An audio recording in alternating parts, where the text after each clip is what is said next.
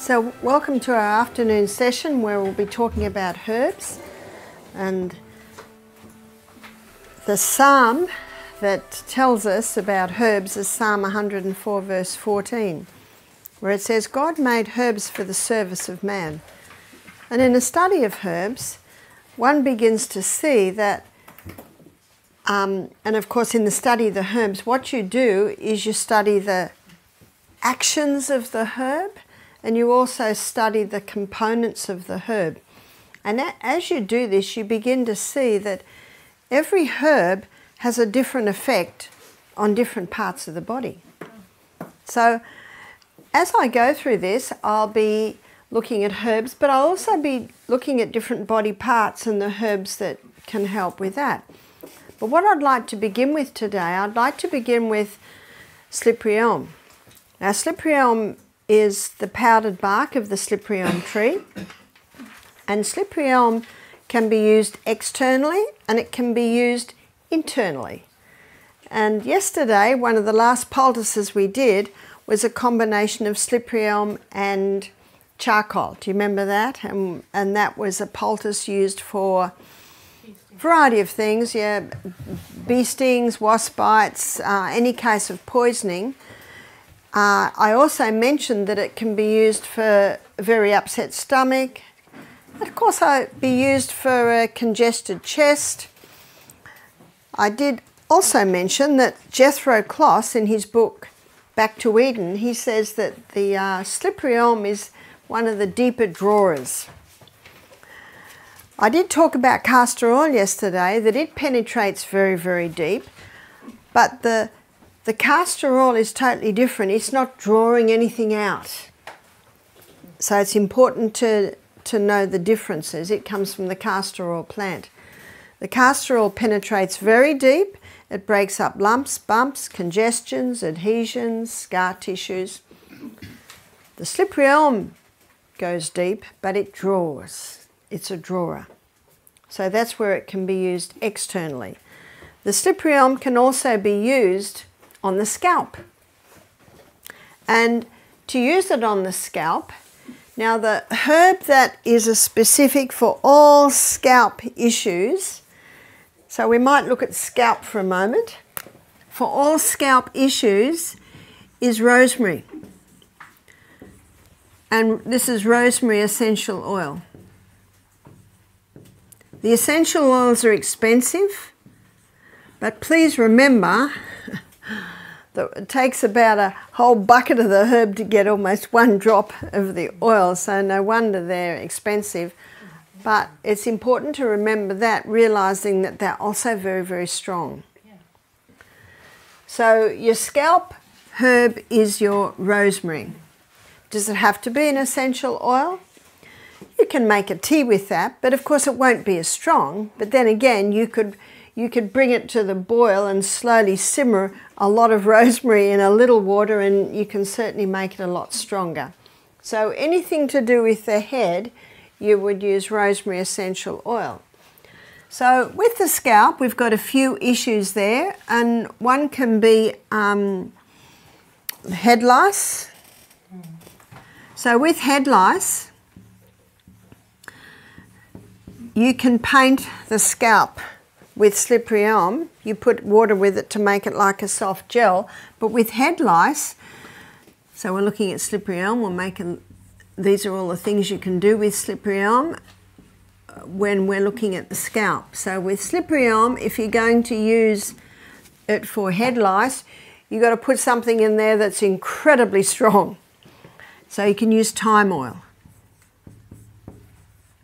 So thyme essential oil is very, very strong, and the head lice hate it.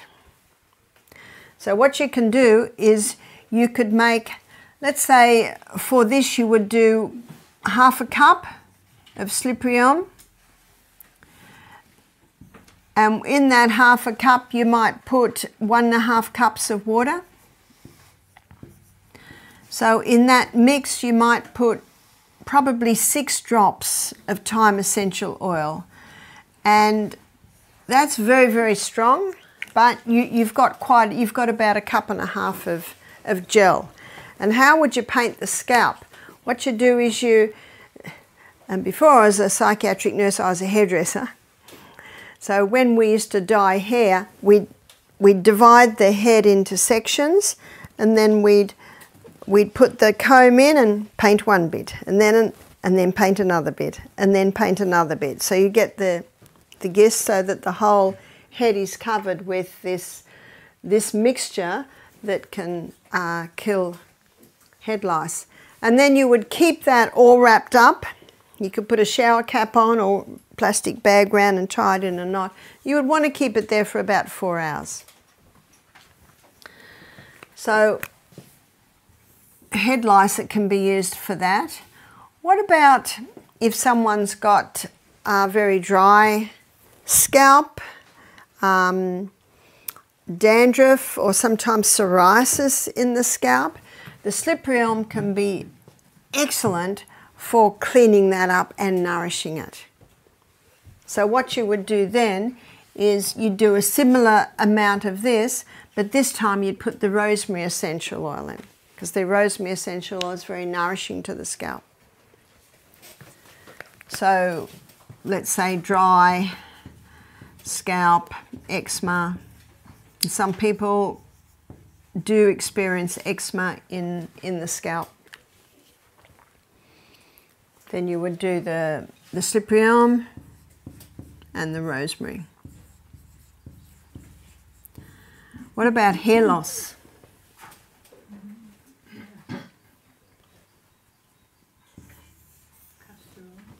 So for hair loss, an excellent mixture for hair loss would be probably 1/4 cup of coconut oil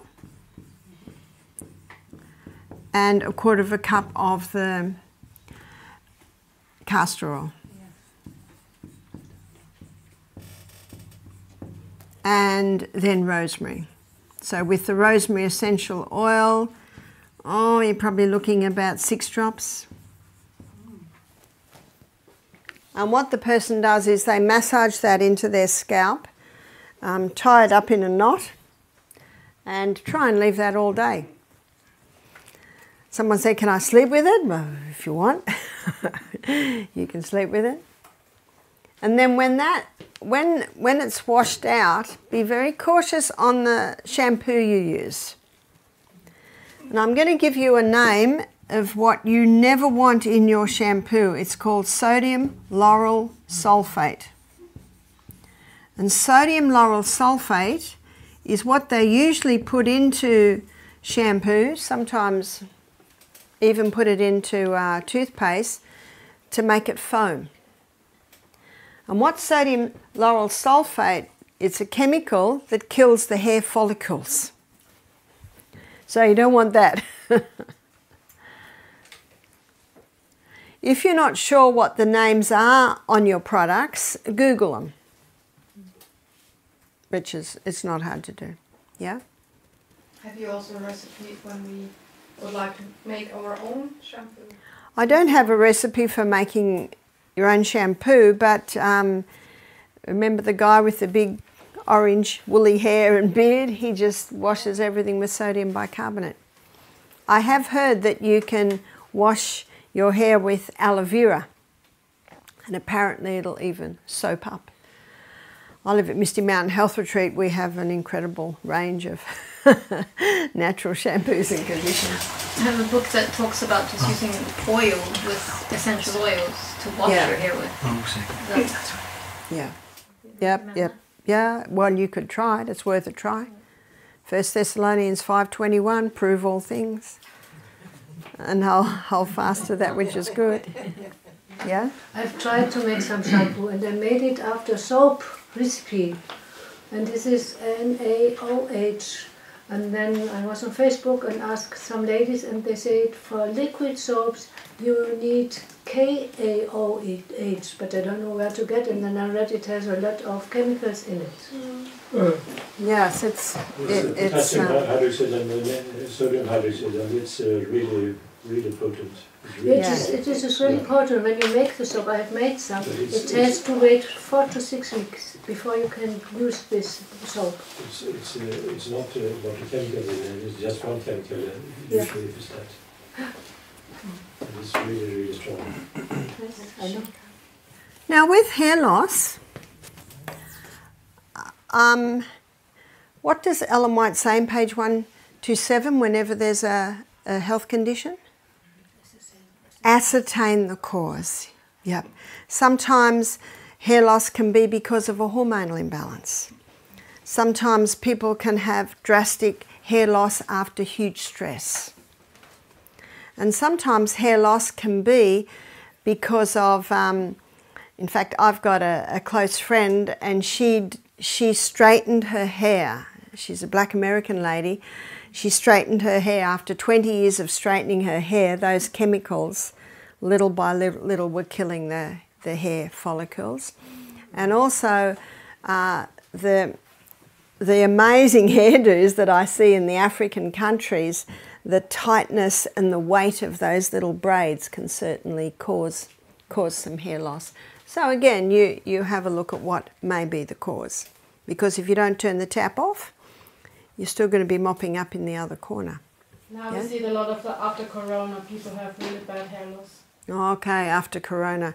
If someone has bad hair loss, if they've got new hair coming through and you can see the tiny new growth, that's, you can assure the person the new's coming. The new's coming.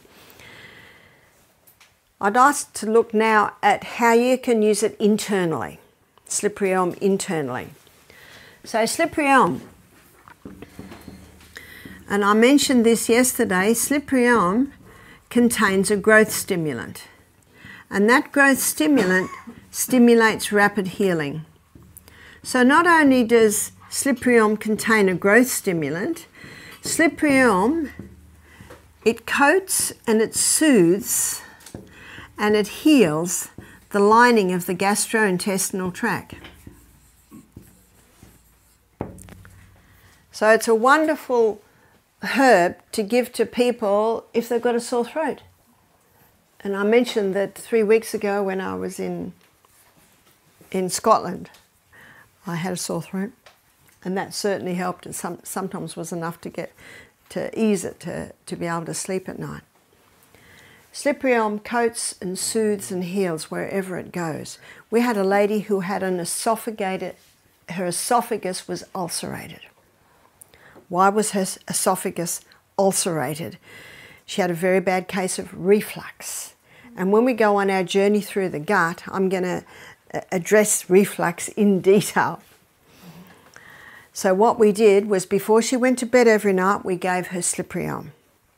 And the best way to mix it is 1 teaspoon in a cup of hot water. Must be hot, because if you mix it in cold water, it can go a little lumpy. You could even mix it in half a cup of boiling water and mix it quickly, and then add the cold, and then it'll go a bit smooth. Not many people are like my son Peter, who liked it lumpy. It's much easier to take when it is smooth. And I always say to the staff, if we've got someone on slippery elm, wait till they're standing in front of you, mix it up and give it to them, because the longer it sits, the thicker it gets. Do you remember when I was making that charcoal poultice yesterday? That I kept having to add water because the longer that charcoal sat, the thicker it got. So for the person with the ulcerated esophagus, again, you've got to ascertain the cause and assess the reflux. And that little muscle that goes into the stomach, it can be relaxed, because when it's relaxed, it's closed. And it's magnesium that relaxes it. Remember this morning with the questions and answer, and I said we use magnesium a little bit? That's one of the areas we use magnesium. And the magnesium that we use is magnesium citrate, and that's the easiest magnesium to absorb into the body, easily absorbed. And we gave her slippery elm before every meal and before bed at night. And that brought almost instantaneous relief. Yes? I have had these tablets to suck on with magnesium in it for my reflux, and it helps also. Yeah, yeah. And you can see why. Because it relaxes that muscle that goes into the stomach from the esophagus. As you will see when we go on our journey through the gastrointestinal tract. But also, what we had to address was the food she was eating, making sure there was nothing that irritated. So you've also got to do all of that. So we gave her Sliprion before every meal and before she went to bed at night. And remember, it's got a growth stimulant. So when you have it, well, when this lady had it before she went to bed at night and she's swallowing it, can you see remnants of it sticking and lining that gut? And so that growth stimulant can begin to work. But to have an ulcerated esophagus, that didn't happen overnight. And that's another illustration that many are sick through ignorance. They are not sure what to do for these simple things. Great. So with the Sliprion, that can be used for ulcers in the stomach, an ulcerated stomach. It will coat, soothe and heal the lining of the gut. Yes? And also in the colon. We're getting there. We're only up to here now. Now, coming down, and most problems are in the colon because the contents of the small intestine is liquid. So when we come through to the colon, so we've got problems like irritable bowel syndrome, Crohn's disease, colitis, gastritis. They are all inflammation of the gastrointestinal tract. And the different names usually apply to different areas of the gastrointestinal tract. And it'll coat and soothe and heal the lining of the gut. When someone has a very severe case of Sliprion, of colitis, how would you know they had a severe case? They're going 10 times a day. And the feces, it should not be liquid. And it should not be like rabbit pellets. It should be soft with a little bit of form. One of our guests said, "I've never talked about such things so much." But there's some of the signs as to what your body's doing. Now, if in the feces there are partially digested foods, that's an indication that the food's not getting digested properly up here. If the feces is dark, very dark, it can indicate that there's bleeding higher up. If there's fresh blood in the feces, it can indicate that maybe it's hemorrhoids, because if it's fresh blood, it'll just be near the exit of the feces. But we have had some guests, in fact we had one last night, "I'm bleeding." And then we check, "But you had beetroot juice yesterday." Sometimes it's beetroot juice. It's as simple as that. And if someone is going 10 times a day, they can take the Sliprion every hour. You can't overdo it. It's such a safe herb. You cannot overdo it. Now, if someone has a very severe case and need a little bit extra, maybe it's quite chronic, we do 80% golden seal.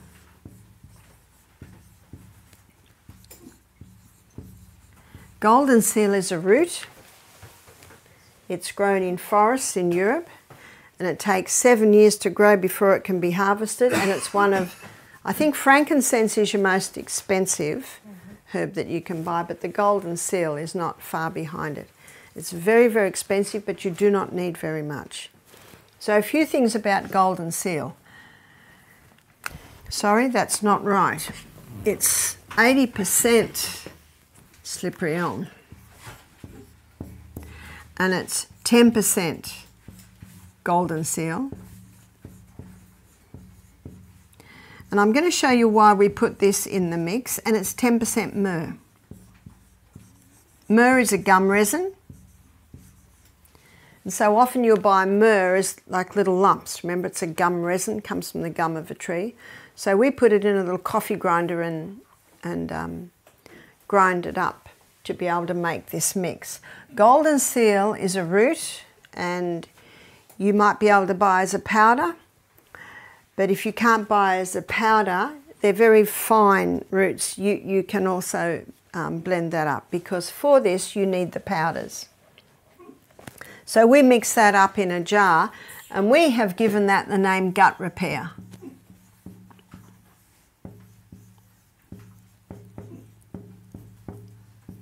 So that's our recipe for gut repair. Now the reason we use the golden seal is because golden seal, he has a nickname. He's called King of Tonics to all mucous membranes.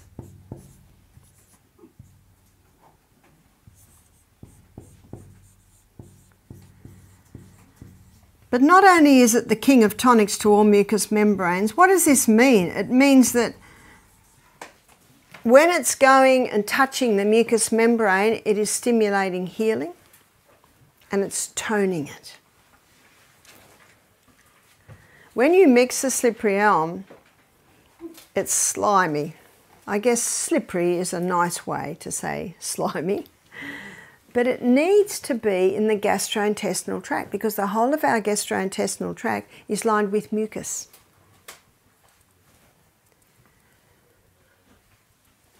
Not only do we use this golden seal because it's king of tonics to all mucous membranes, it's a very wide range antimicrobial. So what that means is it's antifungal, it's bacterial. So if there's any unwanted pathogens there, it can wipe them out.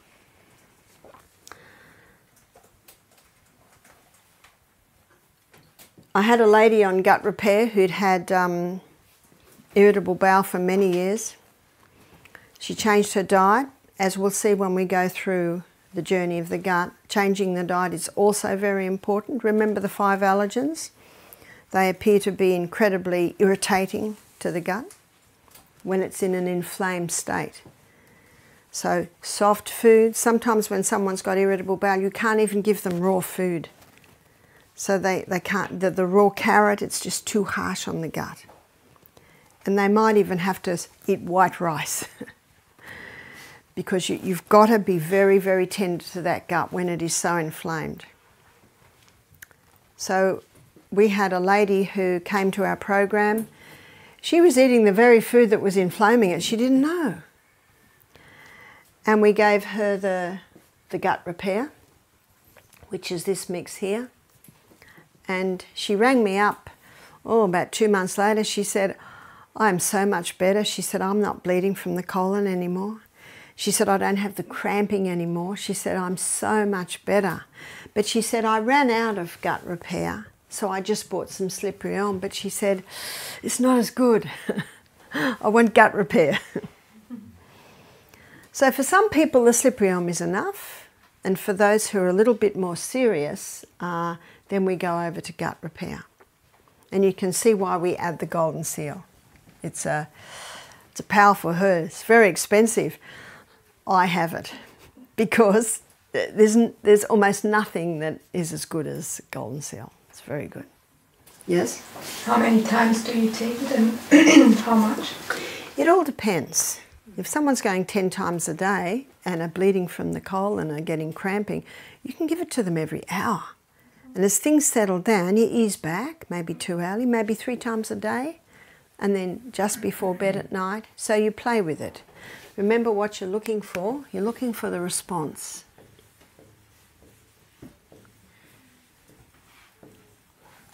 Sometimes with the tea that we give our guests, most people on the fasting days, they just go as they usually go. But occasionally we get someone who'll go 5 times in the morning. And I'll say, take some slippery elm, that'll slow it down a little bit.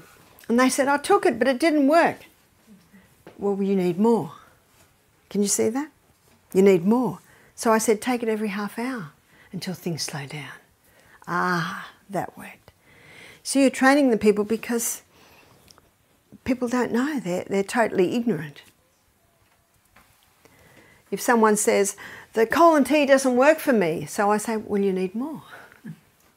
Some people need 1 cup, people need 3 cups, and we'll look at that in detail when we go on our journey through the gut. But I want to take golden seal aside for a moment and show you where else it can be used.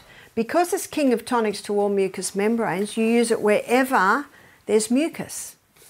So let's begin up here with the eye. So eyes. There's a herb called eyebright. And eyebright can be used for all eye problems. It doesn't matter what the problem is. You can use eyebright. And it's a fine leaf. And we put that with, so what's the eyeball floating in? A mucousy fluid. So what will we use? Because it's king of tonics to all mucous membranes. Can you see that? Yeah. So we use golden seal as well. Now the rule of thumb for herbs is 1 teaspoon to 1 cup of water. That's the rule of thumb. And sometimes, as you'll see, there might be a variation, but that's the rule of thumb. In the majority of cases, that's what you do. It's like the grated ginger we did yesterday. Put teaspoon, cup of water. To me, that's just right. For some, it's too hot. Haven't met anyone that says it's not hot enough yet. So, usually 1 teaspoon for a cup. So with this mix, what they're going to do is they're going to pour boiling water on it, and they can when the golden seal is just a powder. But if the golden seal comes in a root form, that needs to boil. So let me show you with herbs. You always boil the root and the bark and the berries. Whereas when you have just got dried leaf, you just pour boiling water on and then put a cover on it and it seeps. So you pour the boiling water on the leaf and the flowers.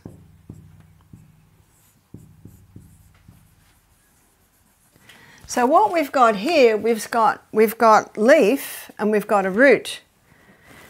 You can pour boiling water on it if it's a powder, because it's so ground up, just letting it sit will be able to extract the active ingredients out of it. But if it's a root, then you would boil that. So let's say we do 1/4 teaspoon, and you can do any amount. 1/4 teaspoon of this and 1/4 teaspoon, sorry, 1/4 teaspoon of the eyebright and 1/4 teaspoon of the golden seal. Let's say it's in a root. Well, 1/4 teaspoon, then you'd go with 1/2 cup, wouldn't you? Because that comes to 1/2 teaspoon, so now you've got 1/2 cup of water. So what you would do is you would boil the golden seal root in 1/2 cup of water. It's always a very gentle simmer. I always boil my herbs in glass, Pyrex glass. Now we go to the second-hand shops and get coffee percolators. They're perfect. I've even had so many people send them to me. We've got about a dozen of them now. Because you can get a bit of a reaction with the stainless steel. And if you ever go to a Chinese doctor and get his herbs, he will specify, don't cook up the herbs in stainless steel. You want them in glass or ceramic. So ideally. So you would gentle simmer, not a furious boil. I just bring it to the boil, turn it down very low, put the lid on, always the lid on, and let it simmer. It's usually 10 minutes is enough.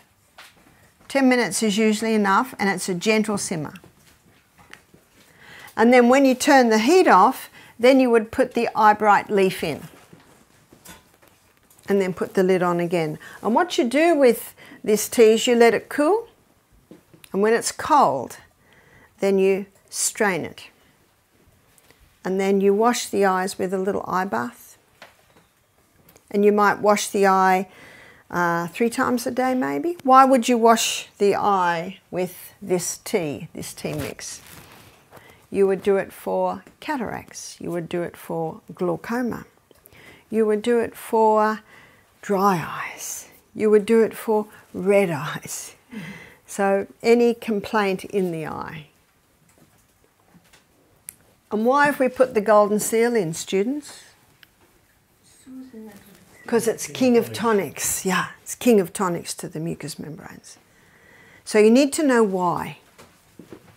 Where are you? Why? We need to know why. Now you know what? You might give this tea to half a dozen people and no one will ask why, but then someone will ask why. So it's important to know, and they will have confidence in you when you're able to explain why you're doing it. Because the worst thing you can say is, oh, it's good for your eyes.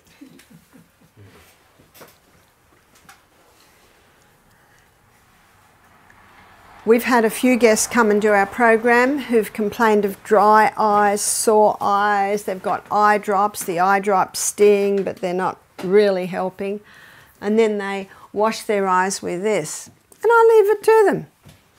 If twice a day is enough, twice a day. If 3 times enough feels better, 3 times a day. Remember, we teach that everyone should be their own doctor because only you know your response or how it feels. And by the end of the week, we have guests saying to us, my eyes have never been so good.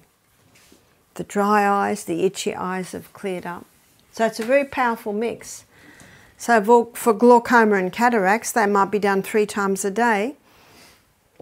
And in the evening, might put the castor oil over.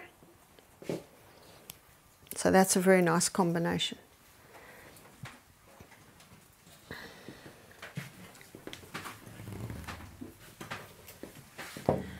So what we're going to do now is we're going to keep going down the head. So now we come to the sinus. And you'll find many people with sinus problems. And in the Mayo Clinic in the 1990s, a group of doctors discovered that sinus problems are due to fungus. And we had an ear, nose and throat specialist nurse do our program, and she said, you wouldn't believe the green slime we pull out of people's sinuses. And she said the doctors acknowledge it is a fungus. So why is it growing there? Why? It's usually because the person has a wheat, dairy, might be oat, peanut allergy. And whenever there's an allergy, excess mucus. Have you heard people snorting? People snort a bit when they're, you know, the snort. They might do it when they've got a cold, but some people just do it all the time. Do you know that you know what that tells me straight away? They've got an allergy. Because when there's an allergy, the body makes excess mucus. So if a person's eating these foods and they've got this excess mucus, blowing their nose all day, or maybe blowing it every morning, that tells me they've got an allergy. But do you know what else is happening? They don't know that. Sometimes people think this is life, I just do this. So what's happening up here? We're getting a little bit of irritation, we're getting a little bit of damage. Now our cells evolve into a bacterial and then fungal form to clean up the waste. Can you see the evolution of the fungal developing there? That's the main reason. Because if fungus is living up there, there's a reason. Sometimes it can be breathing in mould or breathing in chemicals, causing irritation there, causing the excess mucus. And sometimes that's fed because the person's drinking Coca-Cola every day. And can you see it can be a whole lot of factors?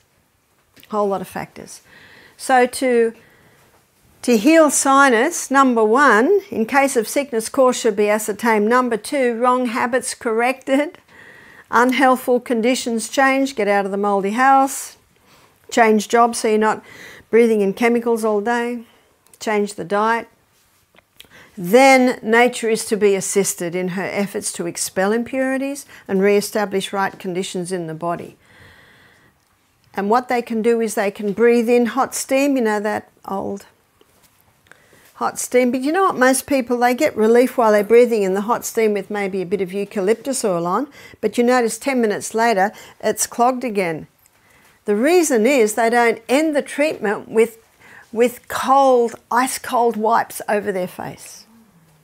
Because they finish the treatment, now they've got these open pores and this hot skin that can chill against cold air. Every hot treatment should be finished with cold water. But what they can also do is they can sniff golden seal powder. Because what's our sinus lined with? Mucus. And remember what mucus is? What the tonic to mucus is? Golden seal.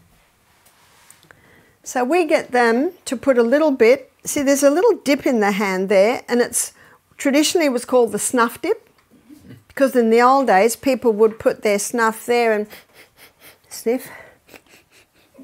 So they can use their little snuff dip. I've got quite a nice one. Nice little dip there. But what you have to do is they have to go to a mirror so that they can see when their nostril is over their little snuff dip. And you just put the tiniest amount in. You only want to put a tiny amount in. Remember, this stuff's expensive. And you don't need much. Just a tiny little pinch. And they don't go, otherwise they'll feel like the top of their head's going to explode. It's just little sniffs. Just little by little sniff it up, and you can tell when it's hit the mark because there's a bitterness in the back of their throat. And then a little bit more on, and I was doing one lady one day. She said, "Is this right?" and breathed out, and the golden seal. Oh, no. You don't want to lose the golden seal. It's like gold. It's like gold dust. It's the colour of gold dust, actually. It's brilliant yellow. So how often would they do that? Or they could do that, 2 or 3 times a day. If it brings relief, do it more.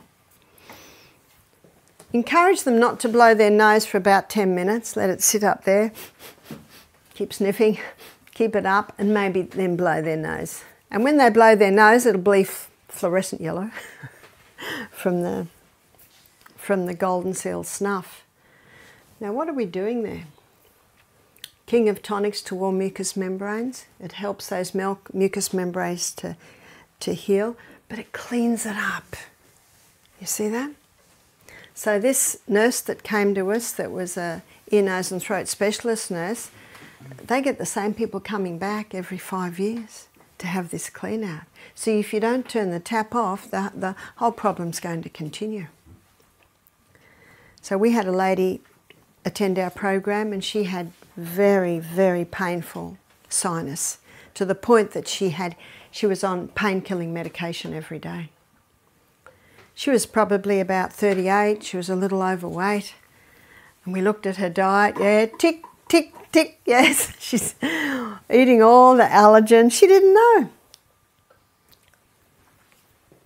So she came back a year later, and we told her what to do, stop the foods, start sniffing the golden seal, and she started to do that with us. She came back a year later, and when she came in, I didn't know it was her. She'd lost 10 kilos. She looked amazing. She said, "You don't remember me, do you?" And I said, "I'm trying." And as she spoke, I started to recognise her face. She said, "My life has just turned around." She said, after leaving Misty Mountain, she said, "I have not taken one painkiller." You see, the pain was due to the sinus, the block in the sinus. She said, "I've lost weight, as you can see." She said, "You wouldn't believe the quality of life I now have. Do you know life should be good? It should be good every day of our life. She said to me, my mother was getting very concerned. She thinks I lost too much weight. Mind you, she looked good. So she insisted I have blood tests. She said the blood tests come back perfect. It was a lovely story of how someone struggled for so long and yet had an incredible turnaround. Mouth ulcers. Remember, we're looking at all the mucus areas that golden seal can help. Yes. I just wanted to say I like with sinusitis to do hot and cold. Yes. It's really good. The hot and cold is very good. That is true. And of course, the hot steam is hot, but most people miss out on the cold. So let's go to mouth ulcers. Rinsing the mouth with some golden seal tea after a meal, and also before bed, because remember, whatever you do in there before bed, you get remnants while you sleep. Let's go down into the stomach ulcer. You add golden seal to the slippery elm and it helps to heal the stomach ulcer. Irritable bowel, we just mentioned those, Crohn's disease, colitis. UTI, urinary tract infection. When they take the golden seal, it comes out in the urine. So it disinfects the whole way down as it goes through the urinary system and the kidneys. Yes? I want to ask you about that. Do you have additional remedies for urine infection? So for UTI, and you can get golden seal in a tablet form. It is incredibly bitter. So a lot of people prefer to take it in a capsule or a tablet form. I personally think in a capsule it's too much and it's a waste. So half a capsule at a time is enough. Yeah. Why is it too much? Well, it's so expensive. You try and buy it. It's incredibly expensive. I could only buy it in America. And half a teaspoon, half a teaspoon is a little bit much. That's why I say just have half a capsule at a time. So with UTI, cranberry. Now how cranberry works is that it causes a slippery coating on the lining of the bladder, making it incredibly hard for any microbes to hold on to the wall of the bladder. That's basically how it works. So you put cranberry and golden seal together, you get a very nice mix for a urinary tract infection. That's powdered cranberry. Well, cranberry is incredibly bitter. So most cranberries that you buy, dried cranberries, they've got sugar in them. I went into Trader Joe's in the US once, which is a big health store, and I'm looking at all the cranberries. There was not one that did not have sugar in it. So you're almost best to buy the tablet. They're almost inedible. They're so bitter. So bitter. But if you can get dried cranberries without sugar, you can certainly do it. I have seen cranberries that have been dried with apple juice, so they're not so bitter. You wouldn't know if the Swedish lingonberry could be used. It's similar to cranberry, but it's not the same. Okay, so maybe that's an option. Yep. So looking at all the areas where you can use the golden seal, it's a remarkable herb. There's one other area we use it, and that is in a tea. We call it digestive tea. In fact, we affectionately call it dig tea at Misty Mountain. And we give this to every single one of our guests. We've had incredible results with the digestive tea. And it is 1 part dandelion, and it's 1 part licorice, 1 part gentian, that very bitter herb, and it is half a part golden seal. So these are all roots, so they need to be boiled. But you'll buy the dried herbs and you mix it together in a jar. We cannot buy golden seal at the moment. It's very hard to get golden seal. So our office girl was able to find capsules, so we're opening the capsules. So the rule of thumb is, remember, 1 teaspoon of these dried herbs to 1 cup of water, and because they're roots, you've got a 10-minute simmer, and then you let it sit. And it's the sitting while it's hot, more of the properties are going into the water, yeah? Is there a reason why peppermint is not included, or even fennel? Isn't that well known for digestion? Yeah, they help. There's quite a few things that help with digestion, but we've just gone for the bitter roots. And the dose is 1/4 cup hot just before the meal. Dr. Kellogg said a great way to boost digestion is to have 1/4 cup of very hot water just before the meal. The hot water going into the stomach stimulates the release of the digestive juices. So we've gone one step further and made it a hot, bitter tea. And when that bitter tea is in the mouth, it's already stimulating. The message goes to the brain, the liver starts releasing more, your parietal glands, the glands in your stomach start releasing the digestive enzymes. We've talked a little bit about low hydrochloric acid, and this is a great hydrochloric acid booster, is the digestive tea. I give it to my husband every morning. I have it every morning when I'm at home. And as I said, I've got a very good husband. He'll do whatever I tell him. He said he doesn't actually mind it now. Most people, the first time they drink it, they go, oh! Because it is bitter. But the licorice gives it a bit of sweetness.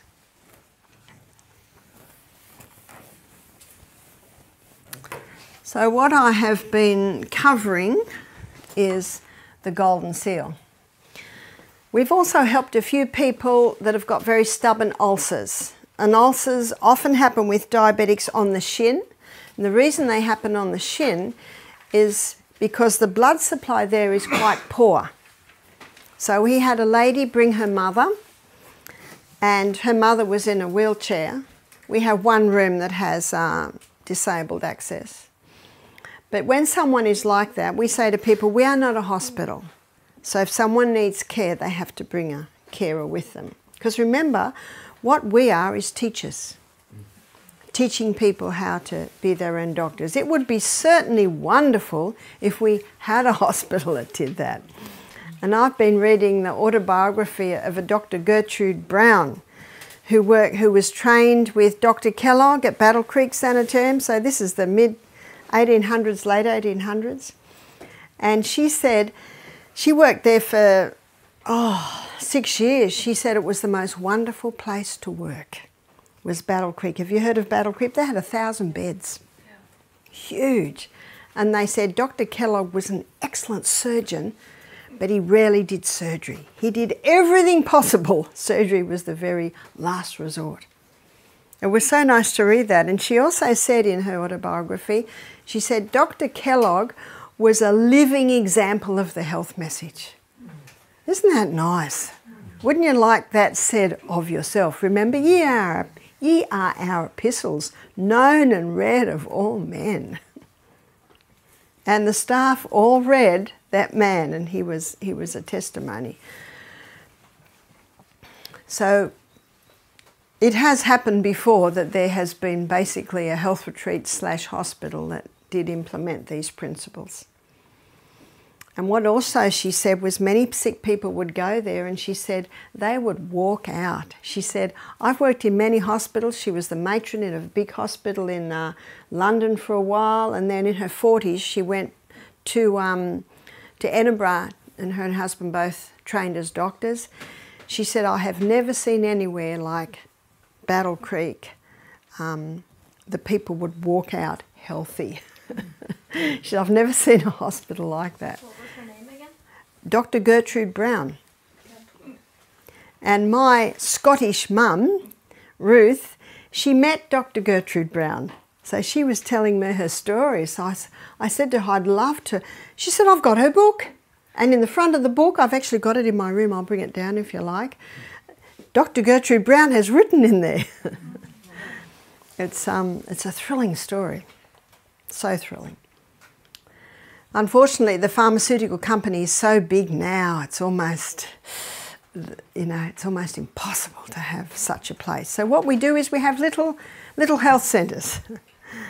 And isn't that the best way, just one-to-one? So I was talking about ulcers. So we've had some stubborn ulcers. So this lady brought her mother, she was 80, had a really stubborn ulcer. So what you do is clean it out with hydrogen peroxide. Something else you can clean it out with is seawater. And to make seawater, a cup of Celtic salt to 1 teaspoon of seawater.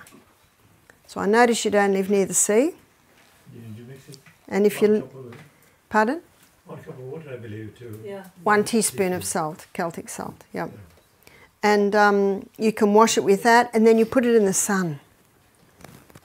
Do you know in the old days they used to wheel, this is Florence Nightingale, wheel the patients out onto the veranda and put their bed sores and their ulcers in the sun. Yeah. In the sun. The sun is a wonderful healer.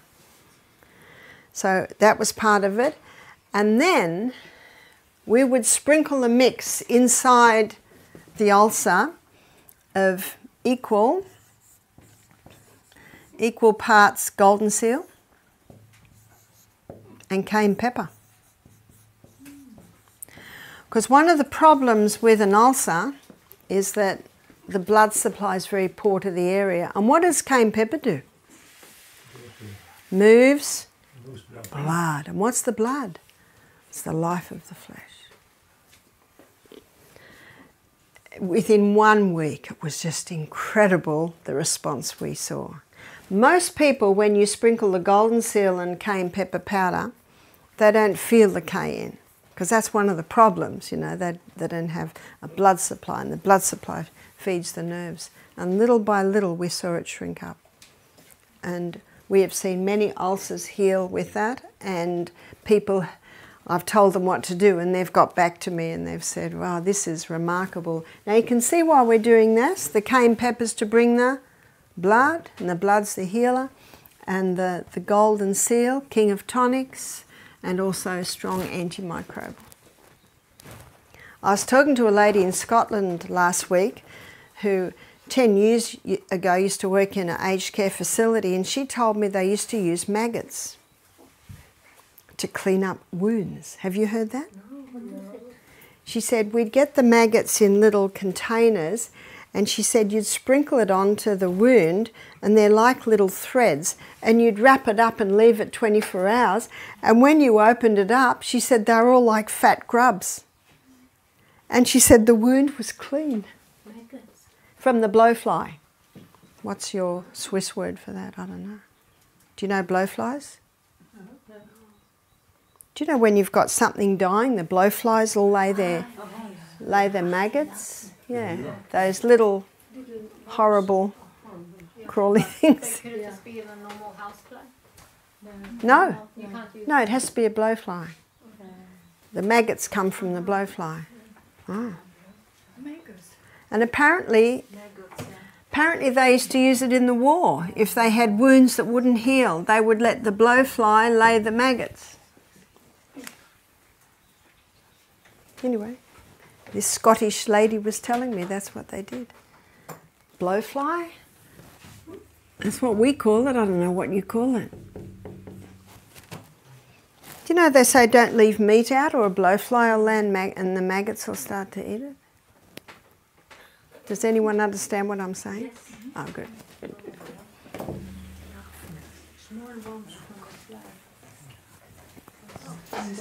So how often did you use this? You might do it 3 times a day.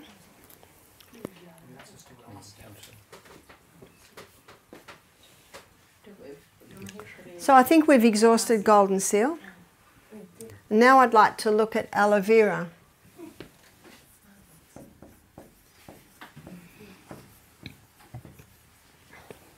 There are 3 herbs that contain a growth stimulant. One is slippery elm, and one is aloe vera. Have you ever cut a leaf of aloe vera or cut the tip of a leaf? Have you noticed how quickly a skin grows? That's because it's got a growth stimulant in it. I call aloe vera God's skin cream. I used to use it if my babies had nappy rash. Just open the leaf and just slime it all over them. But where it's particularly helpful is for burns. And we've seen some remarkable responses with burns. So our maintenance man, Dave, and I know Casper knows Dave Bongi, Aboriginal man, he was burning off a whole lot of rubbish and trees, and it wasn't burning properly, so he got petrol. And the flames came up, got his face, got his arm, and real badly on the leg. So he didn't tell anyone, and he just went home and had a shower, and his brother came in and saw him sitting in the and so called one of the staff, and they quickly got aloe, and they opened the aloe and just sliced out the gel and put it here and there. And then they called me about an hour later because he was still in a lot of pain, and they said, we think that we need to take him to hospital. And when I heard that, I said, hang on, let's have a look. And what I did, and this is very important, is you don't take the aloe out of the leaf. So you must leave the leaf intact, because if you take the gel out, when it's time to change the dressing, the edges will have stuck. And one of the worst things you can do with burns is have something that's going to dry, and then you rip the skin even more. So what I did was I had a crowd, because they were all thinking we need to take him to hospital, and there was one area on his leg that I could tell had gone down the 3 layers of skin. It was down to the flesh. So what we did was we've got a lot of aloe vera at Misty Mountain. So we cut the leaf and we did like a jigsaw on his leg. Can you see like that?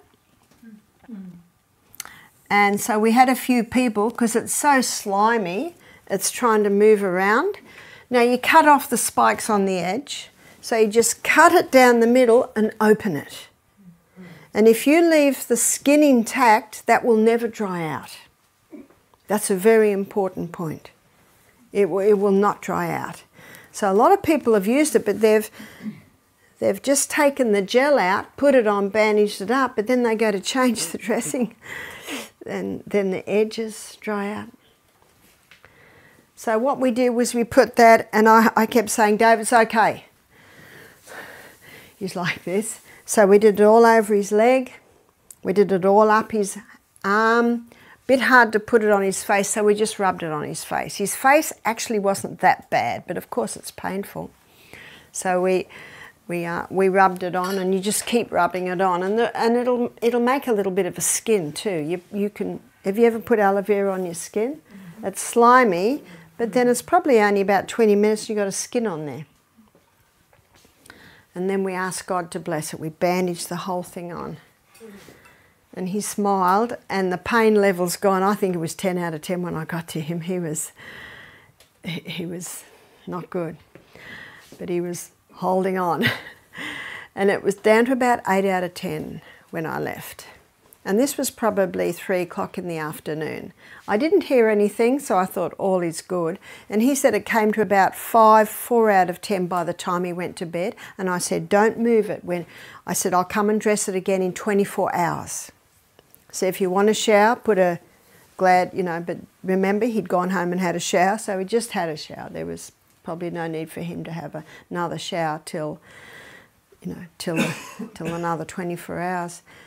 And when I went in the morning, he was just sitting in the chair smiling at me. What does that tell you? I said, what are your pain levels? He said, it's probably only 1 or 2 out of 10. That's incredible, isn't it? So what you've got to do with a burn, you've basically got to stop the air getting to it, because the air on it can be very painful. So with that case, it was only one compress of aloe vera? No, we changed it. We changed it after 24 hours. We put a whole lot of more leaves on, and he could handle the dressing change. You know, sometimes the dressing change is very painful, but you know, there was no sticking at all, and the aloe had kept it moist and slimy and beautiful. And we changed it. I think we only did that twice. So I saw him on the third day, and he's coming to collect the compost bins. And his face looked really good. Now, he's got dark skin, and often with burns on the dark skin, you know, you can really see the difference. And about the next day, I looked at his leg, and the blister had burst. And underneath the blister was new skin. Isn't that incredible? Just incredible. And they were all amazed. Do you remember what they wanted to do? They wanted to take him to hospital. And I can understand, because what the dressing they'd put on, it was not getting a response. And if you're not getting a response, oh, that's what you've got to do. But when I saw what they'd done, I thought they didn't realise what you've got to do. You've got to leave that skin on. And then a lady contacted me. She's a friend of mine. She said, a friend of mine had an accident with boiling water and burnt her chest and all down her arm, and the skin's just falling off. She's been to the doctor, and the doctor said right in the middle here, they call that the 1st degree burns, when, you know, it's the first layer of skin is gone. The 3rd degree burn is usually just the top layer. And the doctor wants her to go to Sydney, which is 5 hours away. And he thinks she'll have to have skin grafts, and it's possible she'll never have the full use of her arm again. Now, she had twin boys who were 2, and another little 4-year-old. And the husband's working, so they were in a dilemma. What do we do? And my friend said to them, I know a lady that I think can help. And so I said to them, put the aloe on straight away, get the strips and put it on straight away.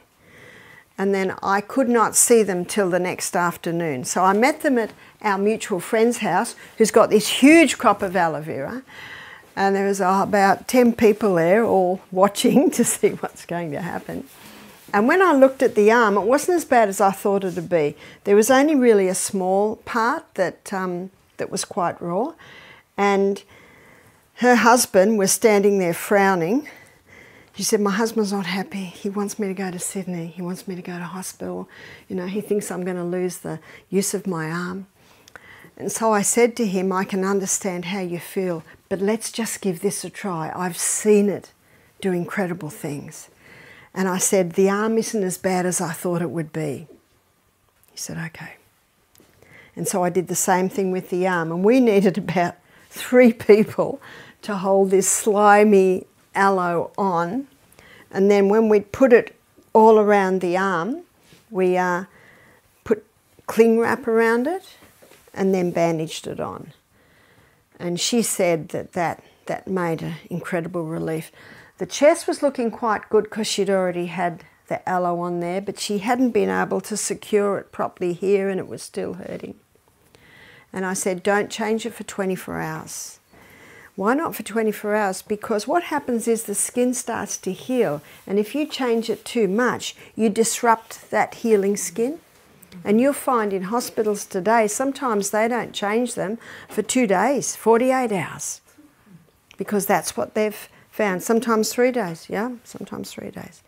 And so I didn't do the next dressing, you know, I'd shown them, and the house where we went to, I think they just went there because they all saw what to do. And one of the reasons why they decided to go with the aloe vera is she felt so good. She said once that was on, her pain levels went right down.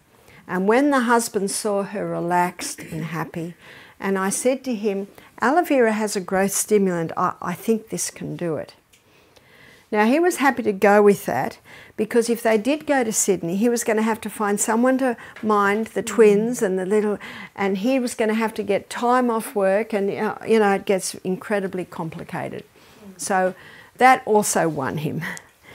And I didn't hear from them again, but I did hear from our mutual friend, and she said, oh, it's healing very nicely. That's all I heard. But 2 months later, I was going to see my local cranial sacral chiropractor, who's a very clever guy in fixing backs, and just before I went in to see him, they came out of the room. And they just came out of the room like this, and when they looked up and saw me, they went, "Ah, Barbara!" It's like a celebrity had just walked in the room. And the husband's just smiling like this. And they were just smiling. They just told me everything. And she pulled up a jumper. She said, "Look, did you know you couldn't even not see that there'd been a problem there?" She said, "Look, I've got full use of my arm." So it's certainly worth a try, isn't it, yeah? What did the doctors said to them about the Well, they actually didn't go back to the doctor.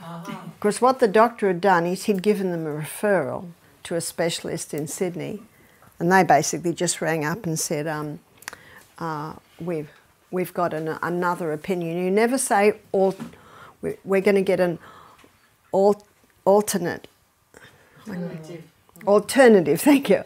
We're going to get an alternative opinion, because as soon as you say alternative, they immediately think you're going into something that many doctors and nurses think is like quackery. Not all doctors and nurses think that. I know some doctors and nurses that don't think that at all, but unfortunately some do. And it totally healed. So aloe vera is just like a miracle herb. And that's why when I first moved into my house 10 years ago, I planted aloe vera and comfrey all around my house. I did that before the house was even renovated to live in. Yeah?